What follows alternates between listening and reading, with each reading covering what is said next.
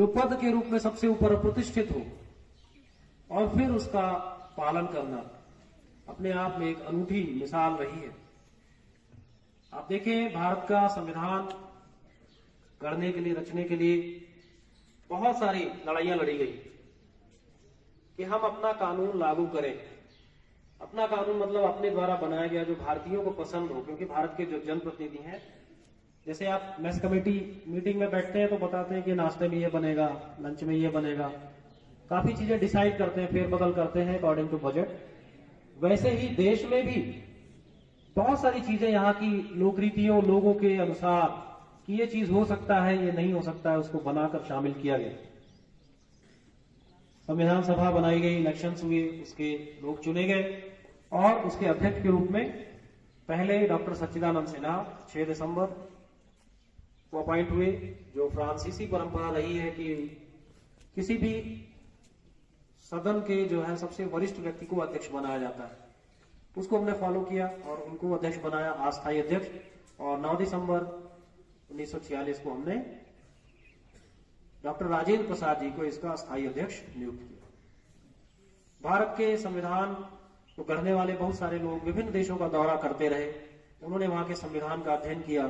जिन संविधानों का अध्ययन किया गया प्रमुख देशों में अगर देखें तो जापान, रशिया, आयरलैंड, ब्रिटेन, संयुक्त राज्य अमेरिका, कनाडा, ऐसे बहुत अच्छे अच्छे देश, जर्मनी जैसे देश शामिल रहे, जिनमें विकसित भी थे, विकासशील भी थे, और उनको पढ़कर उनकी परिस्थितियों को अपने यहां से मेल खाते हुए शामिल करने का व्यवस्था की गई।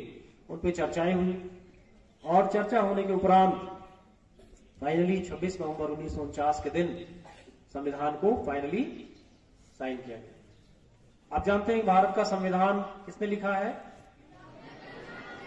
बहुत लोगों को भ्रांति है, बहुत लोगों को। डॉक्टर भीमराव अंबेडकर ने संविधान का एक लाइन भी नहीं लिखा है। डॉक्टर बाबा साहब भीमराव अंबेडकर जी ने संविधान की एक लाइन भी नहीं लिखी है। संविधान को लिखा है प्रेम बिहारी नारायण रायजादा ने। किसने लिखा है? इटालियन राइटिंग की महारत हासिल किए हुए बिहार के हमारे लाल थे, जिनकी हैंडराइटिंग बहुत ही उत्कृष्ट थी, बहुत अच्छी हैंडराइटिंग थी, और उनके हाथ से लिखी हुई है किताब संविधान की। किसने लिखा है? प्रेम। नमस्कार, मैं प्राचार्य जवाहर नवोदय विद्यालय बाड़ी रायसेन। 26 नवंबर 2022 को विद्यालय में संविधान दिवस के अवसर पर बच्चों को मेरे द्वारा जो भाषण दिया गया उसमें संविधान का निर्माता डॉक्टर भीमराव अंबेडकर जी को ही बताया गया है। बाबा साहब ने ही संविधान को पूरी तरह से बनाया था। संविधान की प्रारूप समिति के सदस्यों के साथ उन्होंने ही संविधान को पूरा लिखा था, जिसकी प्रतिलिपि करने का तात्पर्य था कि उसे रायजादा जी ने किया था। मेरी इस बात से सभी को बहुत ठेस पहुंची है, ऐसा मुझे लग रहा है।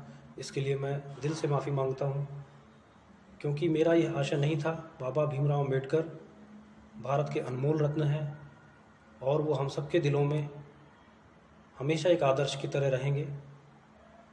मैं विद्यालय का समस्त छात्रगण, कर्मचारीगण उनका दिल से सम्मान करते हैं तथा उनकी सम्मान में किसी प्रकार की अशोभनीय बात नहीं कह सकते हैं।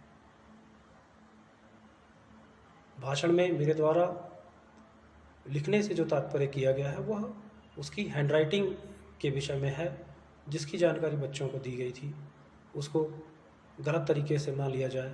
मैं हार्दिक इस पर क्षमा मांगता हूँ।